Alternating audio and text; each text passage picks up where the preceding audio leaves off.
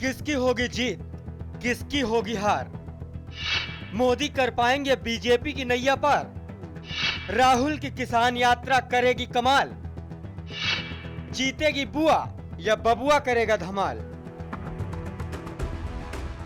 उत्तर प्रदेश विधानसभा का चुनाव सिर्फ यूपी में नई सरकार नहीं बनवाएगा, बल्कि कई नेताओं का सियासी भविष्य भी तय करेगा। सूबे की 403 विधानसभा सीटों में से एक एक सीट पर देश के दिग्गज नेताओं की प्रतिष्ठा दांव पर लगी है। जितनी बड़ी साख, उस पर उतना ही बड़ा खतरा। इस लिहाज से देखें तो देश के प्रधानमंत्री नरेंद्र मोदी का सब कुछ यूपी में दांव पर लगा हुआ है। दिल्ली के बाद बिहार में हार का सामना कर चुके मोदी के लिए यूपी का चुनाव नाक का सवाल बन गया है। नाक का सवाल भी इसलिए क्योंकि बीजेपी ने सीएम पद के लिए किसी को भी उम्मीदवार घोषित नहीं किया है। बीजेपी यूपी में सिर्फ और सिर्फ मोदी के चेहरे पर ही चुनाव लड़ रही है, ठीक वैसे ही जैसे बिहार में लड़ा था। लेकिन बिहार की हार के बाद वही फॉर्मूला यूपी में दोहराना आत्मघाती साबित हो सकता है, क्योंकि विरोधियों के पास सीएम के तौर पर एक चेहरा पहले से जनता के सामने है। उत्तर प्रदेश में चुनाव की घोषणा हो चुकी है और 7 चरणों में उत्तर प्रदेश में चुनाव होंगे, जिसमें प्राथमिकता के आधार पर भारतीय जनता पार्टी कानून व्यवस्था को देखती है, जिसके मुद्दे लंबे समय से हम उठाते रहें। दूसरा अहम मुद्दा है विकास का, जो पूरी तरह ठप पड़ा हुआ है। भ्रष्टाचार चरम पर है, भ्रष्टाचार हमारा अहम मुद्दा है। अब समझिए कि मोदी और बीजेपी ने यहाँ किस तरह से घेरेबंदी की है और क्यों मोदी की प्रतिष्ठा का सवाल बन गया है यूपी। लोकसभा चुनाव में बीजेपी ने यूपी की 80 में से 73 सीटों पर कमल खिलाया था। खुद पीएम मोदी और गृह मंत्री राजनाथ सिंह यूपी से आते हैं। रक्षा मंत्री मनोहर पार्रिकर भी यूपी से ही राज्यसभा भेजे गए हैं। केंद्रीय मंत्रिमंडल में यूपी के सांसदों की भारी भरकम फौज है, जो लगातार यूपी में काम कर रही है। परिवर्तन यात्राओं के दौरान खुद पीएम और उनकी टीम ने पूरे राज्य में जमकर प्रचार किया है। यानी यहाँ बीजेपी की जीत या हार नहीं, बल्कि मोदी की जीत या हार होनी है। कुछ ऐसा ही हाल यूपी के युवा सीएम अखिलेश यादव और उनकी समाजवादी पार्टी का भी है।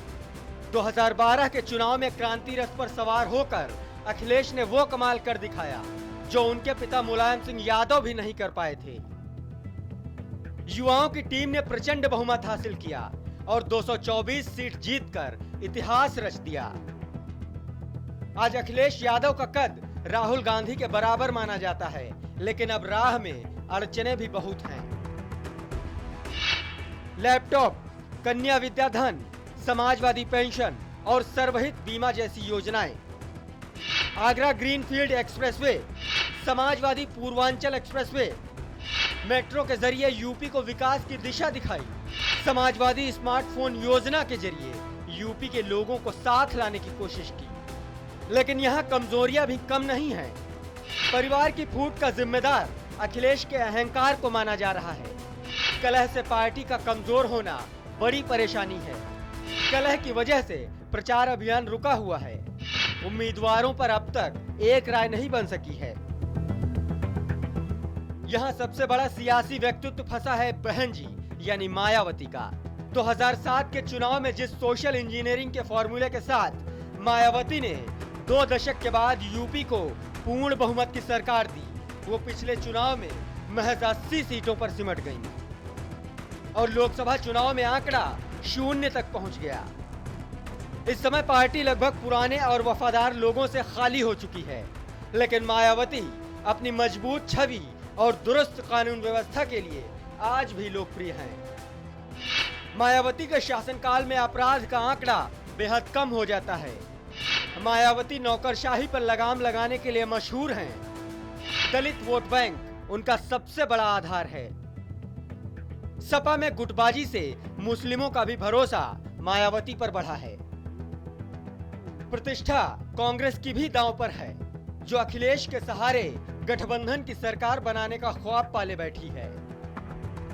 राज बब्बर जैसे सितारे को प्रदेश अध्यक्ष की कमान देकर कांग्रेस ने संकेत दे दिया है कि इस चुनाव में वो पहले से हार नहीं मानेगी। राहुल गांधी किसान संदेश यात्रा, खाट पंचायत और 27 साल यूपी बेहाल जैसे कार्यक्रमों के जरिए आम जनता तक पहुंचने की कोशिश में जुटे हैं।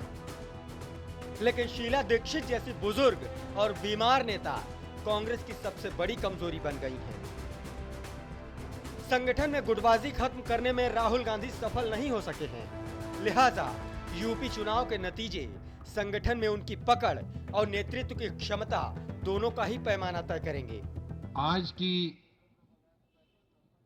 मीटिंग विशेष रूप से नोटबंदी के बारे में रखी, लेकिन कई दिनों से हमारी सबकी आंखें इलेक्शन कमीशन की तरफ से लगी थी। आज वो इलेक्शन, जब हम यहां हमारे साथी भाषण कर रहे थे तो इलेक्शन कमीशन ने इलेक्शन भी अनाउंस किया। बहरहाल इन चमकते चेहरों पर तनाव की लकीरें नजर आने लगी हैं। यूपी की एक एक सीट पर तमाम नेताओं की प्रतिष्ठा दांव पर है। अब देखना दिलचस्प होगा कि यूपी में मोदी का मैजिक चलेगा या मायावती का हाथ ही कमाल दिखाएगा।